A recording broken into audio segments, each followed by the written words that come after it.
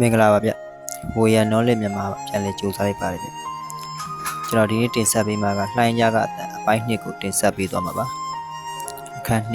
ပင်လယ်ထဲမှာရောက်ခင်နောက်ဆုံးညအိမ်ကနေထွက်လာတဲ့နေ့ကျွန်တော်နောက်ကိုလှည့်ကြည့်မိတယ်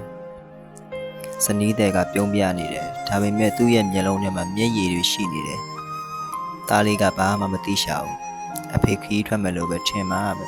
။ကျွန်တော်သားလေးပါကိုဖွားဖွားလေးနိုင်ရင်ပြုံးပြခဲ့တယ်။စိတ်ထဲမှာလည်းအဖေပြန်လာခဲ့မယ်လို့သားလေးကိုပြောခဲ့တယ်။ဇနီးတဲ့ရဲ့နှစ်ဖူးကိုနမ်းရင်ကျမ်းမာရေးကူးဆိုင်ပါလို့ပြောခဲ့ရင်လှည့်ထွက်လာခဲ့တယ်။စိတ်ထဲမှာတော့စိုးရိမ်စိတ်တွေကပြေလို့ပေါ့။ရန်ကုန်အဝေးပြေးကားဂိတ်ကနေရေကားဂိတ်ကိုရောက်ခဲ့တယ်။ကားပေါ်ကဆင်းလာတဲ့ပွဲစားကမေးပြီးခေါ်သွားခဲ့တယ်။ပွဲစားအိမ်ရောက်တော့ည9နာရီထိုးပြီ။တညလုံးအိတ်လို့မရခဲ့ဘူး။သားလေးမျက်နှာနဲ့ဇနီးမျက်နှာပဲမြင်အောင်နေမိတယ်